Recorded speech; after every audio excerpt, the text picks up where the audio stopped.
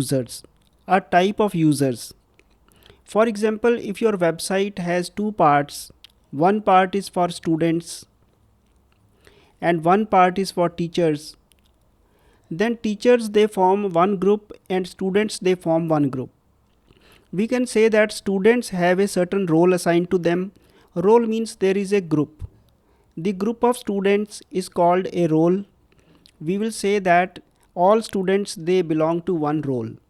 Role means a partition, a separation, the type of users. Similarly, teachers they will be having a different role. So they will be, all teachers will be assigned a role when they log in. A role is simply a string that is assigned to a type of user. A website may be, let us say, some users may be of administrative role who manage the entire website. Some users may be customers. So in that case, customers will have a role. A simple string that is assigned to a type of users is called a role. Now what this means is that students who have a role called, let us say, students or S, they should not be able to access any folder of the teachers, even if they successfully log in. If a student successfully logs in, he should not be able to see the pages of teachers. So we say that authentic authorization is applied to a set of pages. If these pages are pages of students and these pages are pages for teachers, then a student who has logged in, this is your login wall, a student who has logged in successfully, he should not be able to view any page of teachers even though he has logged in, authenticated into your website successfully. Similarly, a teacher should not be able to see the pages of students even if a teacher has successfully logged in into your website. So this is the purpose of this tutorial, how to configure role-based authorization. Now in an ASP.NET Core project, we always use the concept of areas.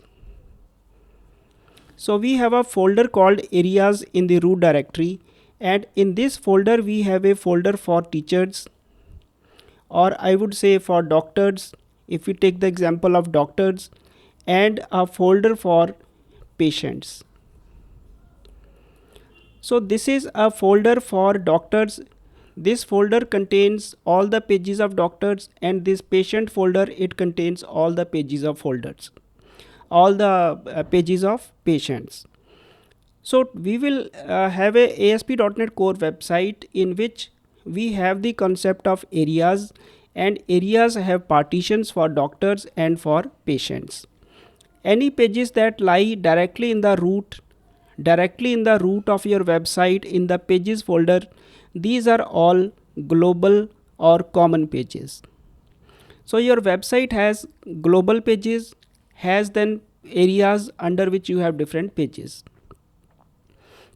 These global pages, they usually contain the login page, because every user will log in through this page, and once they log in, the users of role, they will be assigned a role and they will be redirected to their respective pages.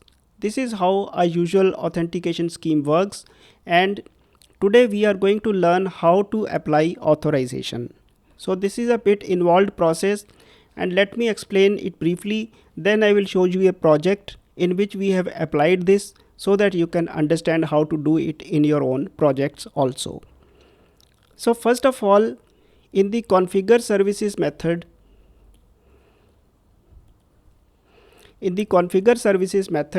you get iService collection.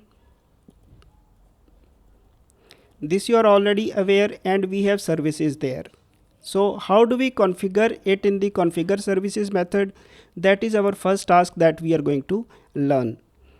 In the configure services method, we will write services dot add authorization dot add authorization. So I'm writing a bit bigger, but when you see the code, you will see it all okay. Here you will pass options. Options goes to options goes to options dot add policy.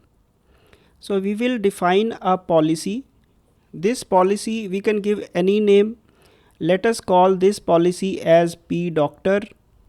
We are assigning any name to this policy, and this policy we have called P doctor, and in the second argument we will write policy goes to, we will define the policy like what this policy is about, and we'll write policy goes to policy dot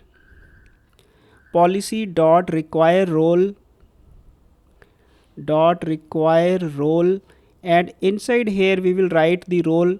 We are writing the policy for doctor. So this we will complete like this. So you can see that first of all we'll add services dot add authorization, and one option is to add policy for called P doctor, and P doctor says policy will require